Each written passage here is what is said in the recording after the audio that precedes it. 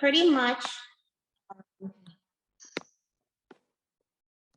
I'm just going to walk you through it. So basically, who can apply to the Dental Council for the Irish license? And it's pretty much anyone with an EU dental degree. So there is a process for those who don't have their degree from the EU. But I had my degree from PUMS, like you all will. And so I'm just going to talk about it for anyone with holding a dental degree from an EU member state, okay? So where you apply to is going to be on the Irish Dental Council.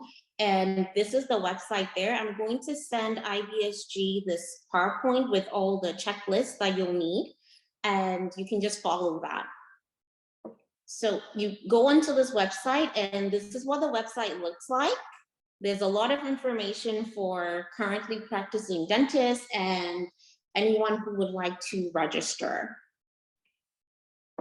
And when you go on there, you're going to have to submit all your documents to the address at the very top right corner of their site. So I'm gonna go on the next page, and it's going to have all the list of documents that you need to gather and get together, and then you'll mail everything to the Dental Council. Once you've done that and they've received your items, they will email you to confirm that they've received it. And if there's any more information that they need from you, they will contact you and basically get that from you. They won't just close your application without informing you. So pretty much they are on top of it, and they're really, really good about it. So it's okay if you send in your application incomplete, but I would say make sure you have everything that is in this PowerPoint, and that is also on their website. So when you go here, you'll have to go to registration, and then you click on dentist. And point number 2 is what is important for you.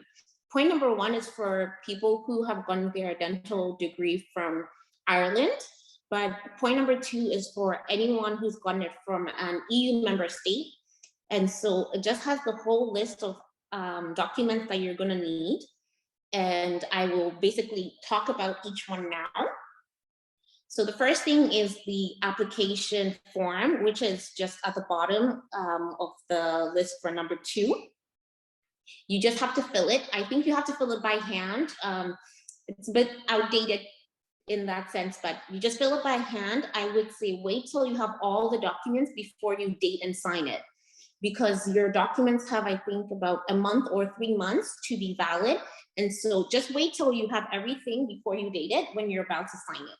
Otherwise, you'll have to send it in again. And then you'll need to have a copy of your passport. You can just photocopy it. You don't need to have it. You don't need to have a lawyer or any governing body try to authorize that copy for you. Just make a copy by yourself, and that's fine. And then you also need copies of your diploma. Now, I'm going to have to sideline here, because when you graduate, your diploma that you receive is technically incomplete. I think that's the best word to use, incomplete, because you'll need to get it authorized by NAVA. Now, when you're graduating, you'll have all the information about that, but I also have a little document that has the details of getting your diploma authorized by NAVA. And so I will send that to IBSG as well, and you can look at that. Once you get it authorized, and if you're planning on applying to other places outside of Ireland, I would say you should get it legalized as well. So if you're applying to Canada, get it legalized as well. And that's also in the document that I will send to now to IBSG. So once you've had your diploma authorized and legalized, then you can make the copy. Don't make the copy before that. If you don't have the stamp from NAVA, your diploma is technically invalid. So you'll do the steps for that. You have to go to Warsaw, you get it sorted out, and then you come back, make that copy.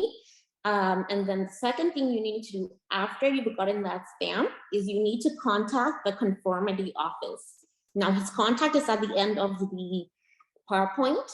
So you basically have to contact Mr. Shevchinsky, and you send him copies of your diploma, and you say, "Hi, Mr. Shevchinsky, I've just graduated, and this is a copy of my documents.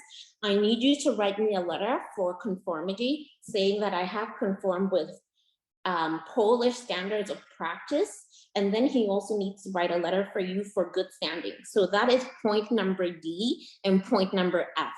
Both of them are the same office, the conformity office. Now he'll send you documents, and they're all going to be in Polish. And once you receive it from him, you need to do the translations. I've given you at the end of this document a contact for a person that will be able to do your translations. Now in Poland, there are different kinds of translators. There are regular translators, and then there are some that I believe are authorized by the president. So they're a little bit higher. You need that level for your document to be accepted by the Irish Dental Council. So the lady I use, her contact is at the base of the PowerPoint. I've given her contact to many people in the past before, and she's aware that many people will be contacting her on the basis of getting their conformity letters and their letters of good standings translated by her. So she's really great. You just have to email her, send her scanned copies. If you're in Poland, you can let her make the copies by herself. That's fine as well. And then she will send everything back to you. So that would be you basically translating the conformity letter and the letter of good standing. Now, one more catch on this whole process is you need to have the police basically say, yes, this person is who they say they are, and they've committed no crimes in Poland. And you need to send that to Mr. Shevchinsky as well. So once you do that, and he gives you your conformity letter, you send it to the translator, and then she'll send everything back to you, including originals, if you gave her original good standing letter, and if you gave her the original letter of conformity. And once you get that, you put everything together, you date and sign that form where it says dentist checklist and then register application form. You have to print it, fill it, sign it. And now that you have everything in total, you can date and sign it now and then send it back to the address over here. Okay, so this is the whole list of items that I just talked about. You have your letter of good standing, you have your the Irish form, basically the application form, your translations, copies of your diploma. You have to go on the website and pay on the same website over here, and you can pay. So I believe where it says registration, you can decide to pay there. So just remember that, okay? You'll be paying over here on this website, and then you have to print a copy of it. And when you print your copy, you add it to all the documents and you send it to the address over here at the top right corner of the website. And then you're done. They'll contact you and they'll let you know we've received it, and we'll get back to you with your license if you are approved. If they have any further questions, they will contact you and say, oh, we're unsure about this or that.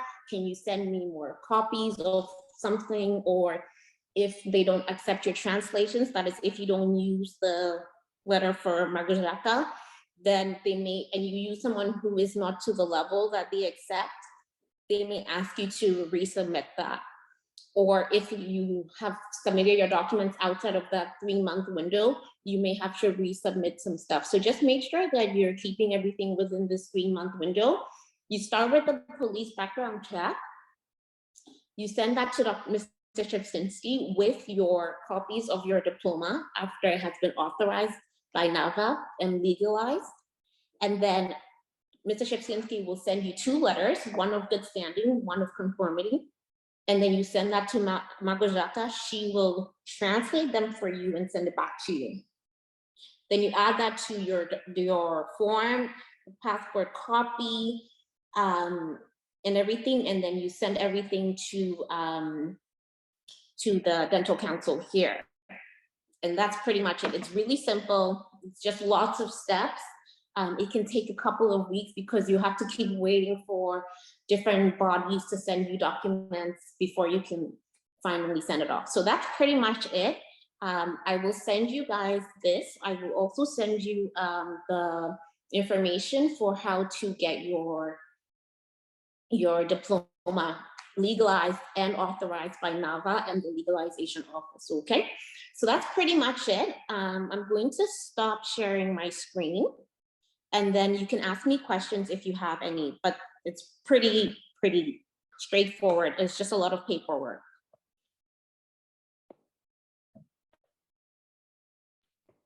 So I want to thank Dr. Janine Jackson for her awesome presentation. So anyone interested in asking questions, feel free to do so right now.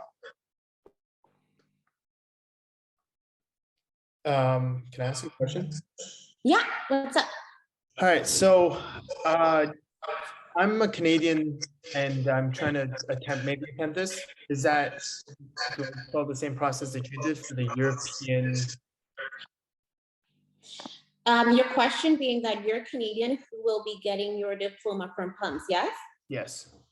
Yes, it's the same process. For the Irish dental license, it doesn't matter if you're Canadian, if you're I'm from Ghana, for instance, okay? It doesn't matter where you're from. All that matters is that your diploma is from an EU member state, at least according to the steps I have outlined. If your diploma is not from an EU member state, I believe it'll be point number 3 that will be applicable to you, and then you have to take an exam, but everything I stated is applicable to you. Okay, and so there's no stage required or LDEC? No, you don't need to do anything. It's all just paperwork. Okay, perfect. I think Estelle has her hand. Pardon me? Hi, I have a question. Yeah.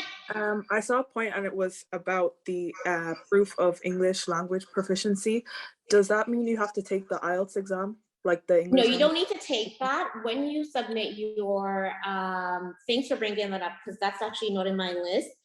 When you submit your documents, you just need to get Eva or Anna at the Dean's office, just write a letter stating that all the exams and classes were administered in English. All right, okay, perfect, thank you. Generally, sorry? Hello? Hi, sorry, just a quick question if you don't mind. How much did the whole process cost, roughly speaking? I believe it was about 200 or so euros for the Irish Dental Council. You will have to pay certain amounts to Mr. Shevchinski and to do the police background check. I believe the police background check was 30 zloty.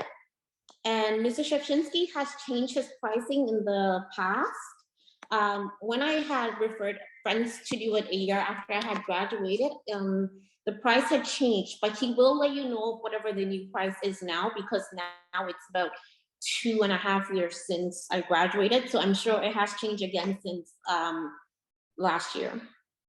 But it's somewhere around, I think it was definitely less than 300 like this is with inflation. Okay, thank you. So I was just looking for a rough estimate. Yeah. We have another question that someone typed that says, how important are the grades from PUMS? It doesn't matter at all, I think. I was never, they never contacted me about that. What I want to know is, if you're applying like months after you graduate, they want to know what are you doing with that time. So let's say you graduate in May, and then you decide in December that you want to do this. They'll want to know, what were you doing between May and December? That's pretty much it. Like, they just want accountability for your time, but grades were never an issue.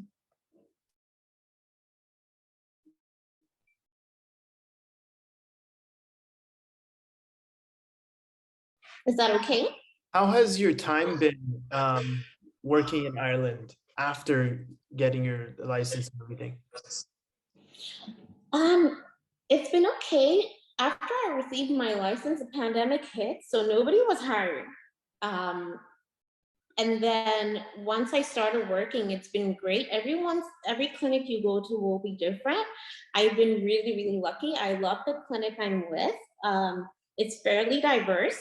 I would say there are probably people from about seven different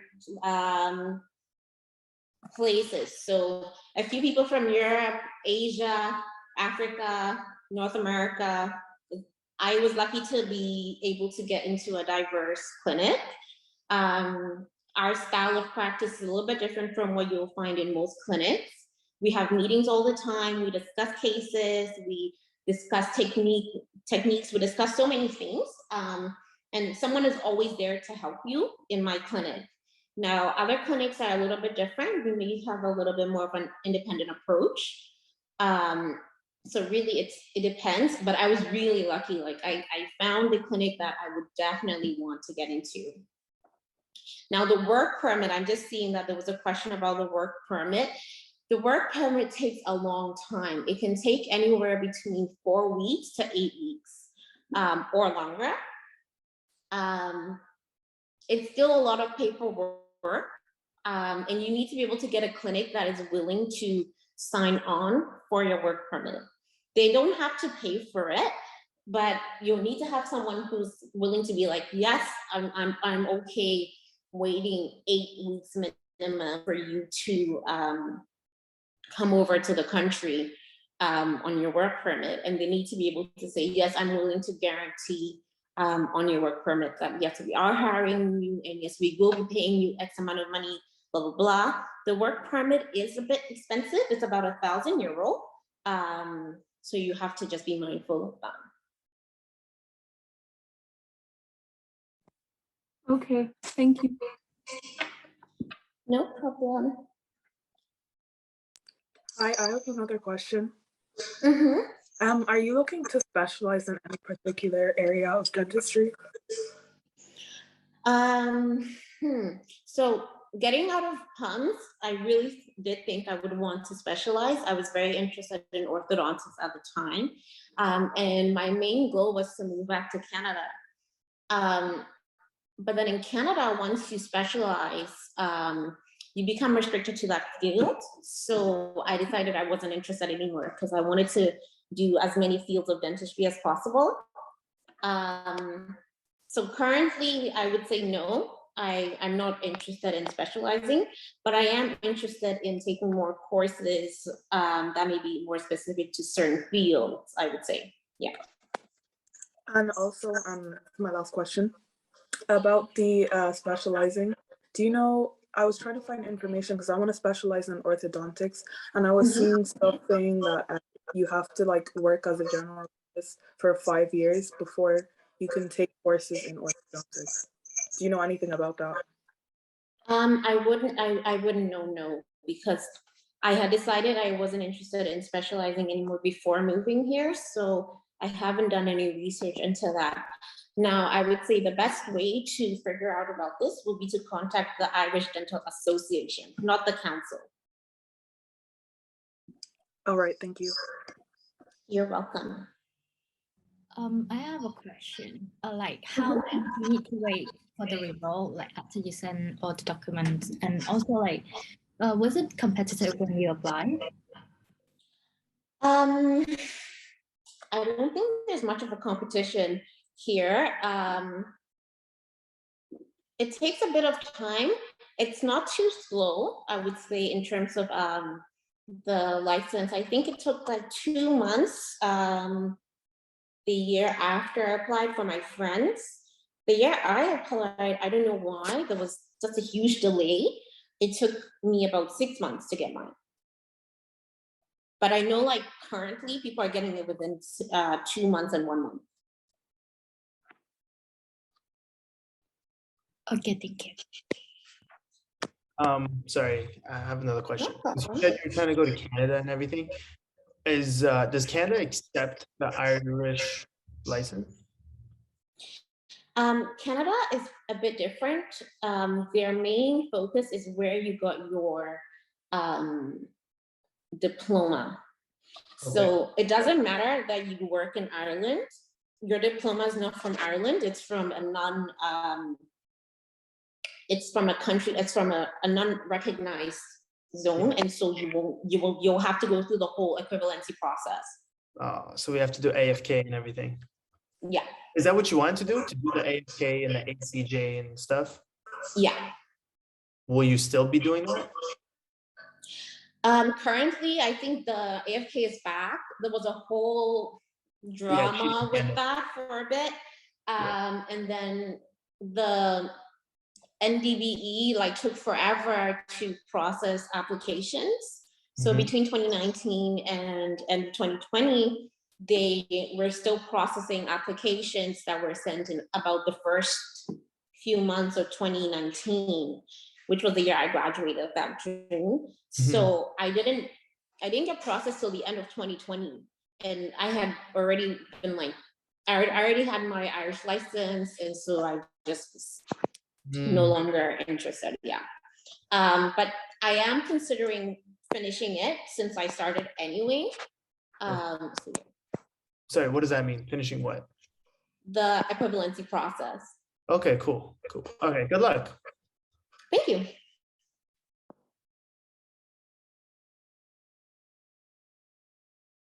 There was a question from the chat.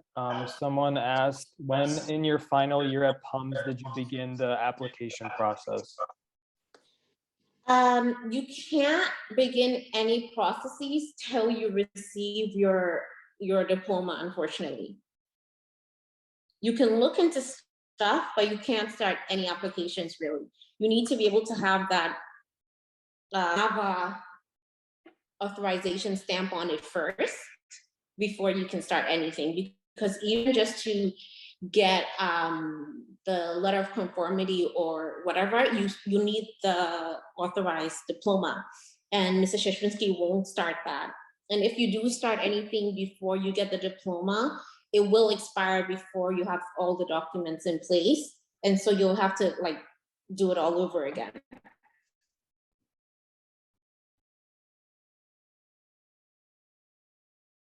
So pretty much just sit tight and wait like till you get your diploma.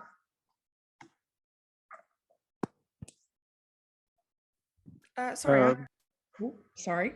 Do you want to go first? Sure. So my question is that can you kind of tell us right after you get your license from Ireland, then how did you is there any other steps that you get into the clinic, like what you do, like what's this process in between? Okay, the process from getting the license and getting a job, yes? Yes. So once I had my license, which is really a great thing, that's a great starting point.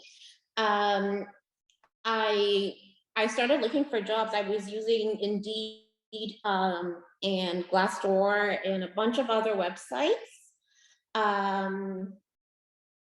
Yeah, pretty much that's what I did. And then I had a lot of interviews. Like I said, it was pandemic at the time, so a lot of Zoom interviews. And then I found a clinic. They hired me at the interview on the spot. And so like that, within that week, we started my work permit.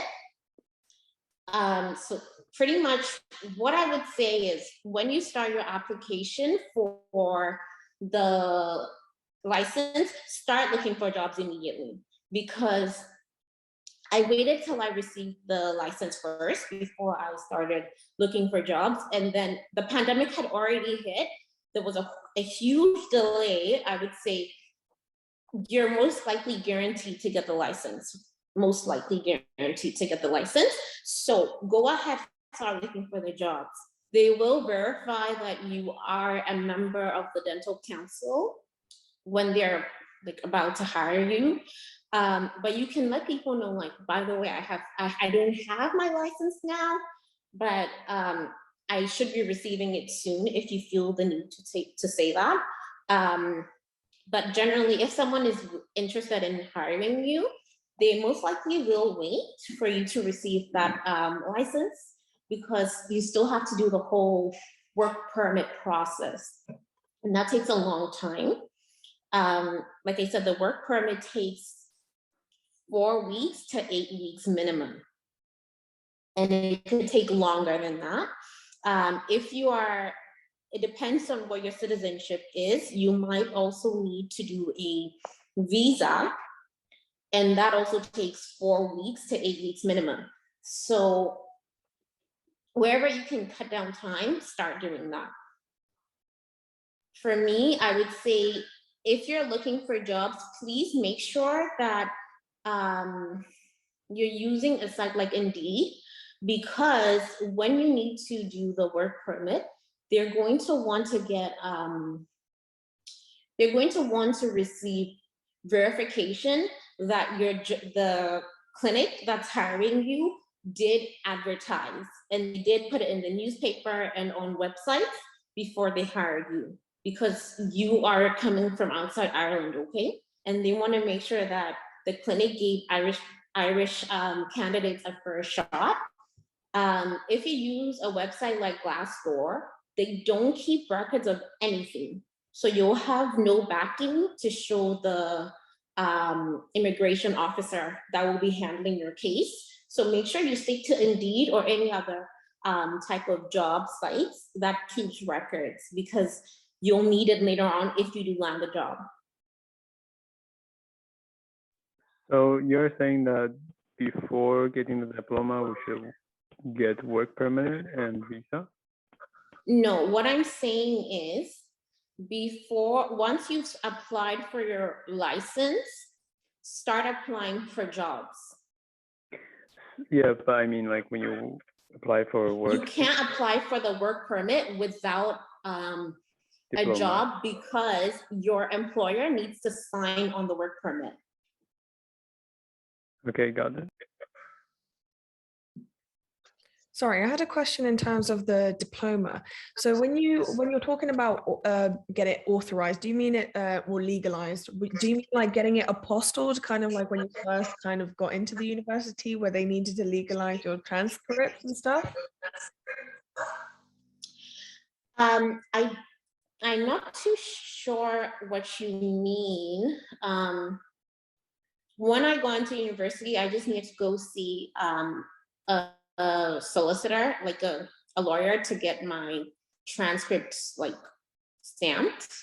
I'm assuming you mean something like that, but no, there is a governing body called NAVA that will be authorizing your diploma. Okay, it's in Warsaw. You need to send the originals to them. You need to fill a form. You need to pay some money, and then you submit everything, and they will stamp all your originals for you. Now, when you graduate, PUMS is going to give you, I believe, 5 or 6 copies of documents. So you'll have 4 copies of your diploma itself. So you'll have 1 original, you'll have a copy in Polish, you'll have 2 copies in English, I believe, or maybe it's 3 copies in Polish and 1 in English. And then you'll get your supplement. There'll be 2 copies of that, 1 in Polish and 1 in English. So that's about 6 documents. I would say get the original Polish, the original English, and 1 of the copies in Polish, stamped by NAVA. You need to go there. You need to tell them how many documents you want to get stamped. You need to pay for each document that you want to get stamped. I will send you the link, because I'm not really sure what exactly you meant, because it's different from going to a solicitor to get it signed. Yeah, so you fill the form, you pay the amounts of money. You have to pay before you get there, because they want a bank verification that the payment was made. And then you go there, you send every single copy that you want them to stamp. They will stamp it, and then you have to go back and pick it up. It takes some time. It can take It can be really quick or it can be really slow. It depends on really who is handling your case and if you can convince them to process your documents faster, really. So that's pretty much it, but I'm not really sure exactly what you meant, but this is the way it will be done. And I will send you the link to NAVA and all the information to do with that. Thank you, appreciate it. You're welcome. I would like to add on top of that yes, what you receive from NAVA is basically an apostille on your degree, which basically does authenticate your degree in general, and it just makes it official. Exactly. Great, super. I have a question, actually, if you don't mind. Yeah. When you had your interviews, just in general, when you were applying for jobs, could you give us like an idea what type of questions they were asking? Okay, some places were very business-like. They're like, are you doing crowns? Are you doing root canals? How many fillings can you do? Like, what is your timing? Some other places are like, okay, like you went to school, you just graduated. You will never be like the dentist of the year kind of thing. So they want to know about you. So they'll ask you very personal questions. Actually, I shouldn't say personal. It's not really personal. They just want to know what kind of person you are and if your personality can integrate into their clinic well. So I had that mix. In terms of, I would say the places that were more official, like business, where the Norwegian clinics I was applying to, they would be like, send us pictures of your fillings, send us copies of x-rays or root canals you've done, that sort of thing. Like they were like, we want to see what you've done and show us documentation. So if you can, I would say you can start saving those things, especially if you're, because you may get a clinic like that here. It's possible. So I would say start taking pictures of your work, save x-rays of any of your patients that you do x-rays for after root canals or after really deep fillings. Yeah, say whatever you can, because some clinics will be like, show me what you've done, I want to see.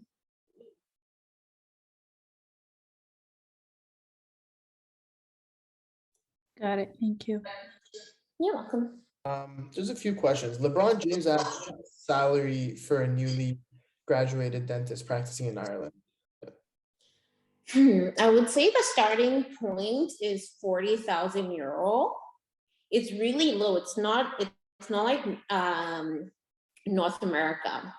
And that would also be in adherence to the work permit laws. They're not allowed to pay you any less, otherwise immigration will not grant you a work permit. And so I guess that kind of like safeguards you from getting a clinic that's going to pay you lower. Now, this is why some clinics don't accept foreign trained dentists, because they want to pay you lower. Mm-hmm.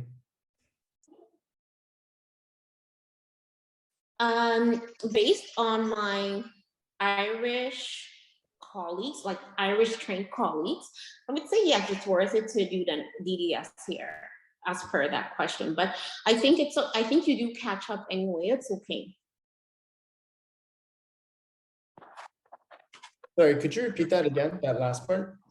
Yeah, someone had asked a question about if it's better to do the DDS in Ireland, and I was saying, based on my colleagues who were trained in Ireland, it is worth it. Like I think it is worth it, but at the same time, I think that you do have enough room to catch up and to practice and to get better.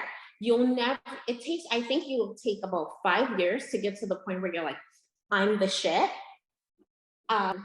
Excuse the French, because you're a new dentist, and even if you went to the best of the best schools, you still need time after school to practice some more and gain that skill. So I think it's okay to get the degree from HUMS, because you will catch up and you will practice. Now, I had one colleague who was trained in Ireland. I think he went to Trinity, and he said he had like 2-3 composite fillings or something so ridiculous. That was it.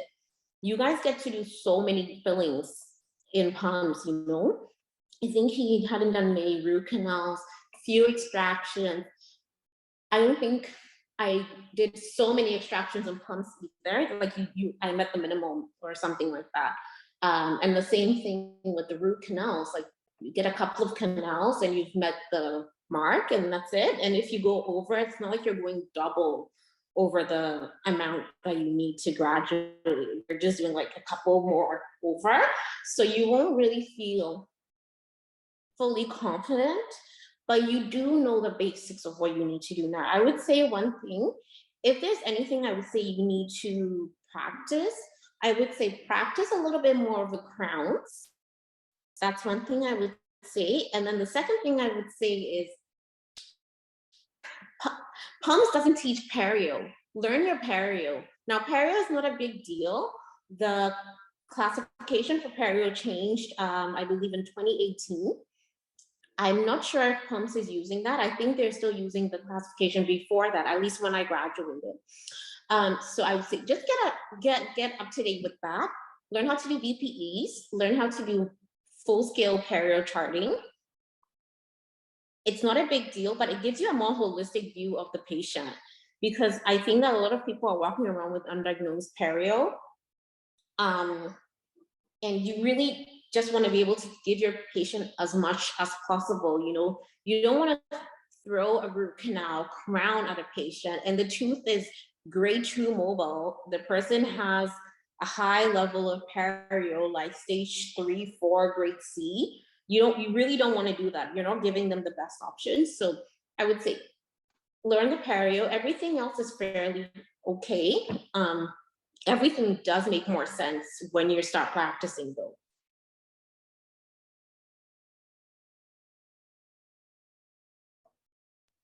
Hi, I have another question. Hey.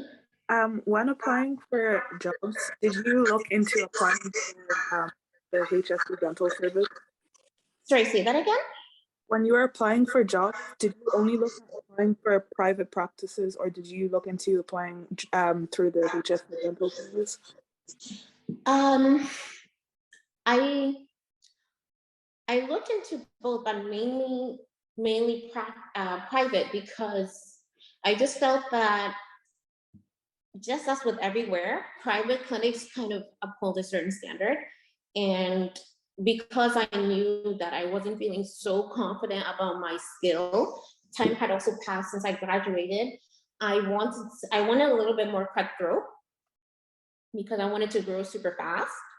So I looked into both, but my main focus was private. Okay, thank you. I have one question. Like you said we have to renew the license every year.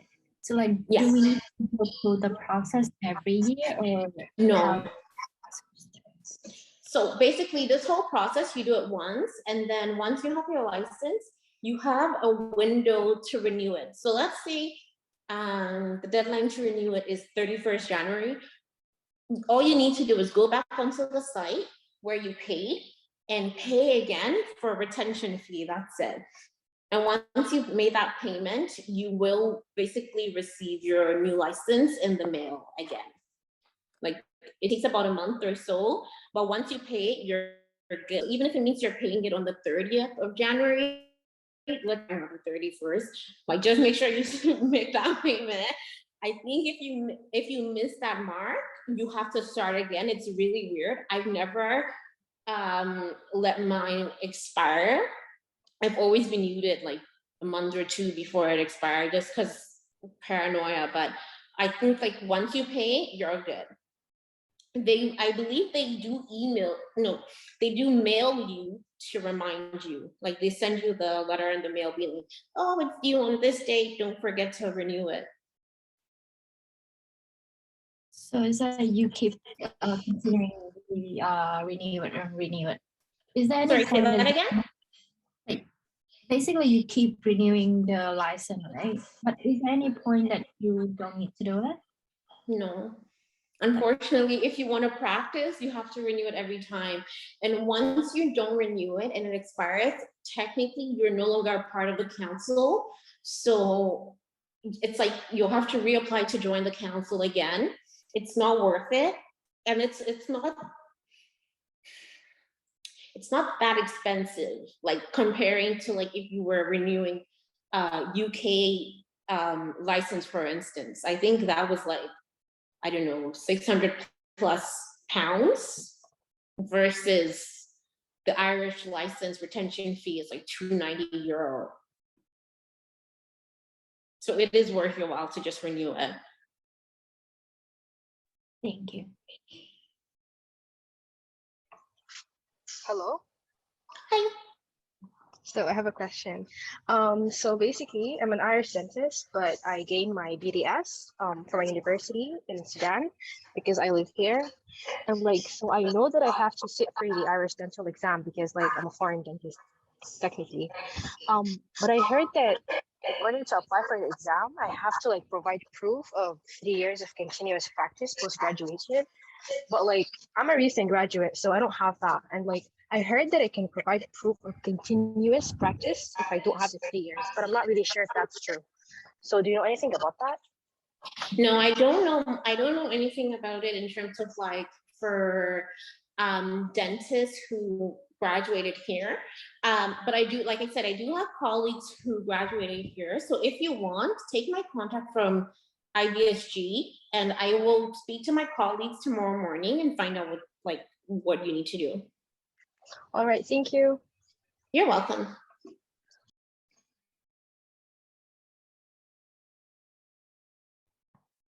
There is a question from the chat. It says, do you practice in the Republic of Ireland or Northern Ireland? So I'm practicing in the Republic of Ireland. I believe if it's Northern Ireland, you need the UK license, I think.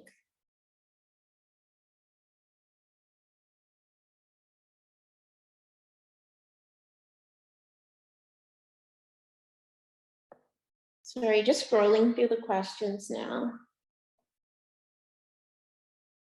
Excuse me? Yeah. Do you mind repeat again about the proof of language proficiency?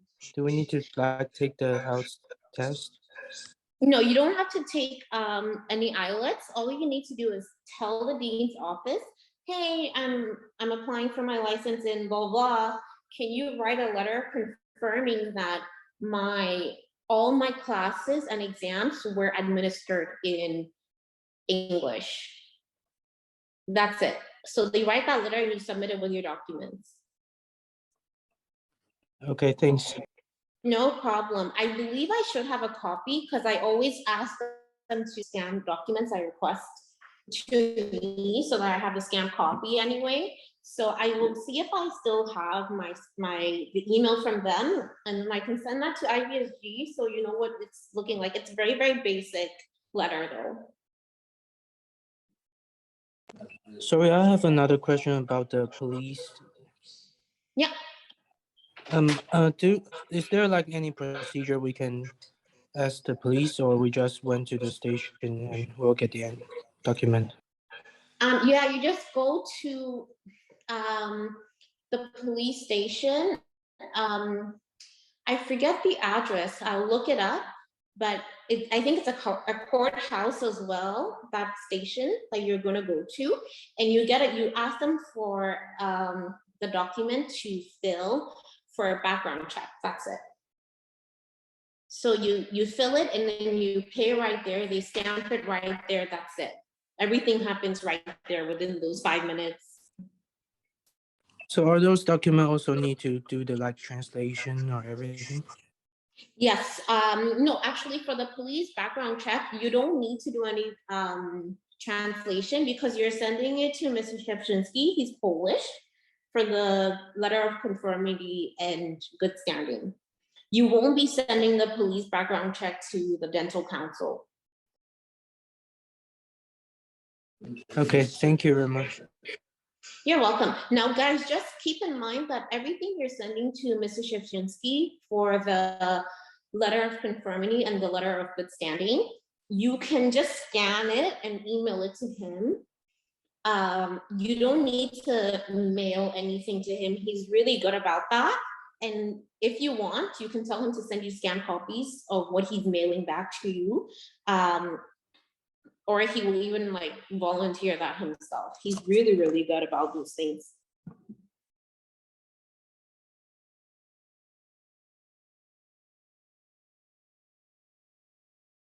Is there any more questions that students want to ask?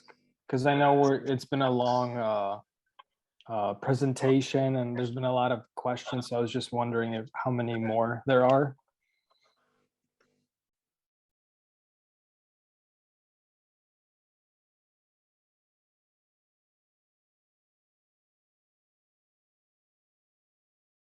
One last question from me. How can we get in contact with you later if we come up with new questions or something?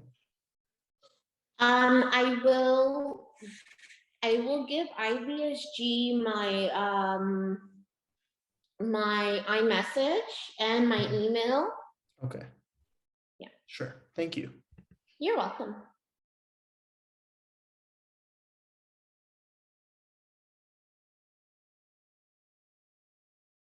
Sorry, we'll have one more question. No problem. Hello? Yeah. Yeah, so after you got into the current clinic you are right now, you're still like quote unquote like a training dentist, or you're already So in my clinic, when I first started, they immediately like, I'm technically a general dentist on my clinic. But like within like our practice, I'm the baby, you know? But then they do treat you like an equal. No one is looking over your shoulder. You have your patients and everyone is trusting that you know what you're doing. The good thing about my clinic is really big. It's a very high production clinic. If I'm unsure about anything, I can always pop into any of the other dentists just to ask them. Or if it's like just a checkup, I can just give them a treatment plan, and at the next meeting the next morning, I can just ask my colleagues, oh, this is what I gave them, is it okay? And whatever. When I first started, they were really cool. They let me just shadow for a month. They paid me really, like, they paid me my full salary and I just shadowed for a month just to see how things were, how everything was running, the system that they have implemented in the clinic. So when I started, I felt familiar with their style of practice. I also saw a lot of things that I probably wouldn't have seen in PUMS. So seeing them when I started actually seeing patients, I felt a little bit more ready. But like I said, my clinic is very atypical. I don't know that you'll find an employer who is willing to do that for you, for instance. right. Brilliant, thanks. And also, may I ask one more question? Like, for example, for the local regulations, do they have requirements for like how many years you're working as a dentist in a clinic, and then you can like, start up your own dental clinic? I'm not sure about that. I'm not sure. See, what happens is that when you get your license, because you're all going to be new, the council is going to recommend that you work underneath someone first for I think a year or so. I think after that, probably you could open a clinic, but if you're as new as I am, the council might require other things from you. Not too sure though. Or they might need your like employer to like verify that yes, you are up to standard. Okay. Thank you so much. You're welcome.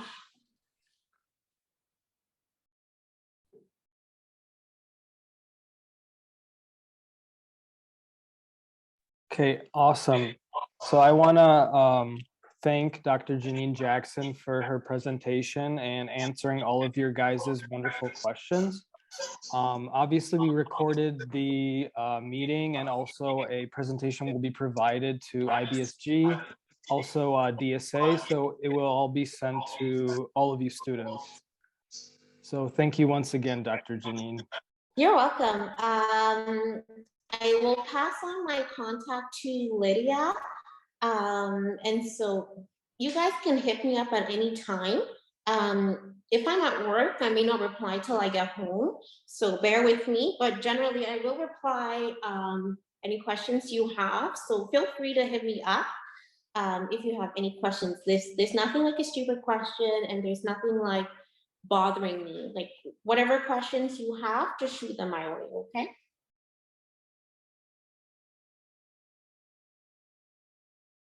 Thank you once again.